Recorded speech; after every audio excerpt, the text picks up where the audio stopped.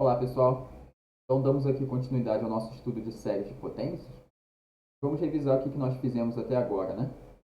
Nós partimos de uma função conhecida, por exemplo, y igual a exponencial de x, e nós olhamos para os polinômios de Taylor ou de Maclaurin como uma maneira de aproximar o comportamento dessa função em torno de um determinado ponto. E esse polinômio aqui de grau n, ele aproxima a função. E nessa aproximação a gente tem um certo erro cometido pela aproximação, então a gente investigou um pouco o teorema do erro polinômio de Taylor. E com isso tudo a gente viu que se nós considerássemos um grau do polinômio cada vez maior, a ideia seria que a aproximação seria cada vez melhor. Com isso a gente começou a considerar séries potentes, que eram as séries de Taylor e de Maclaurin.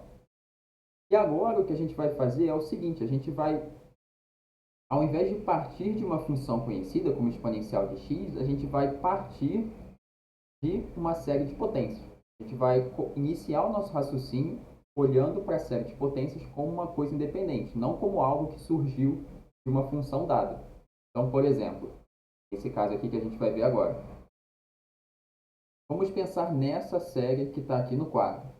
Essa é uma série conhecida nossa, então eu pergunto para vocês, onde foi que a gente viu essa série, em números reais, e para quais valores de R essa série converge. Então, se a gente substituir R igual a 1, R igual a menos 1, R igual a 0, R igual a 2, para quais valores de R essa série converge?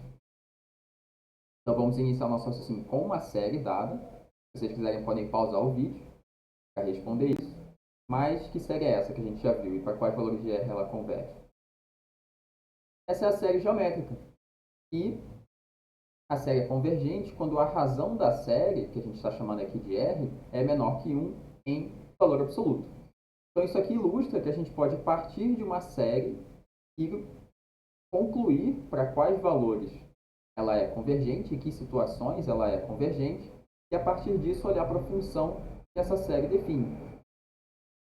Então, usando a nossa notação usual para funções, aqui a gente tem uma função f de x definida pela série que nós colocamos. Nós só estamos explicitando aqui que essa base, né, esse número que a gente chamou de r, ele é agora uma variável que a gente está chamando de x. Então, para quais valores de x essa função está bem definida? Ela está bem definida quando o módulo de x é menor que 1. E com isso a gente já tem a ideia de domínio dessa função. Essa função, né, está bem definida quando a série é convergente. Então, mesmo que nós não conheçamos a expressão algébrica fechada para essa série, que é 1 sobre 1 menos x, que vem lá das séries geométricas, a gente pode considerar essa série de potências como uma função, olhar para o domínio dela, e para cada valor de x aqui dentro, por exemplo, x é igual a meio, a gente substitui aqui e olha para o valor para onde a série converge. Vai ser esse o valor de f de meio. Então, de um modo mais geral, a gente vai considerar uma série de potências, como essa aqui, com coeficientes ck que vão depender de cada série. Então, uma pergunta é, para quais valores de x essa série converge? Bem, para x é igual a zero, essa série é sempre convergente, certo? Porque nesse caso, quando x é igual a zero, todos esses termos se anulam, exceto o primeiro, que é C0. Então, independente do valor de C0, independente do valor que essa soma assume, quando x é igual a zero, a gente não tem de fato uma soma infinita. A gente tem simplesmente o termo C0. Então, uma série de potências como essa está sempre definida para x é igual a zero. Mas, de um modo mais geral, para quais valores de x ela converge? Isso a gente vai conseguir fazer com esse teorema a seguir. Então, o que o nosso teorema diz? Para uma série de potências como essa que a gente escreveu no nosso quadro, a gente vai ter um desses três casos sendo verdadeiro, certo? Então, ou o item 1 ocorre, ou o item 2 ocorre, ou o item 3 ocorre. Então, uma possibilidade é que a série realmente converge apenas para x é igual a zero. A gente acabou de ver que a série sempre converge para x é igual a zero e é possível que ela convirja apenas para x é igual a zero. Então, a gente tem aqui uma coisa nesse teorema chamada raio de convergência, que nesse caso vai ser igual a zero. E a gente vai entender um pouco melhor esse raio de convergência quando a gente ler todo o teorema. Uma outra possibilidade é o item 2, que a série converge absolutamente para todo número real x. Então, seria o caso, por exemplo, de uma série de potências como essa, em que a gente pode substituir qualquer número real x que a gente obtém, nesse caso, uma série convergente. Não é o caso dessa série, mas é o caso de algumas outras séries. Quando isso ocorre, a gente diz que o raio de convergência é infinito.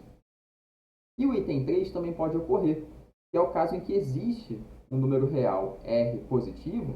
Então, vamos supor aqui que a gente tem R igual a 1, apenas a título de exemplo.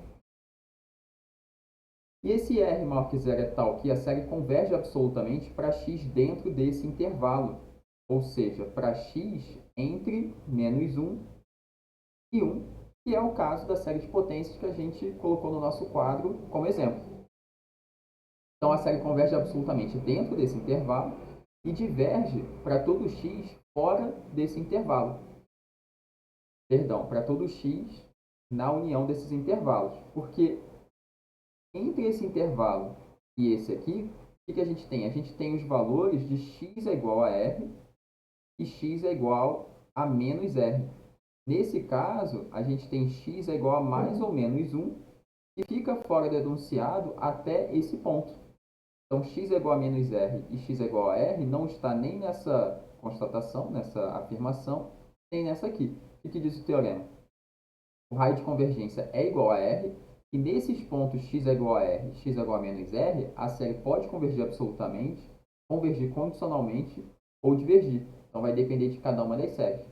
Então, aqui, determinando que o raio de convergência é igual a 1, a gente não sabe se a série converge para x é igual a menos 1 e se ela converge para x é igual a 1, se ela converge absolutamente ou condicionalmente. Então, a gente vai precisar fazer uma verificação, por assim dizer, manual da série de potências nos pontos x é igual a 1 e x é igual a menos 1. Então, é isso que o teorema diz. E é claro que a gente vai entender melhor isso com um exemplo, que é o que a gente vai ver na próxima videoaula.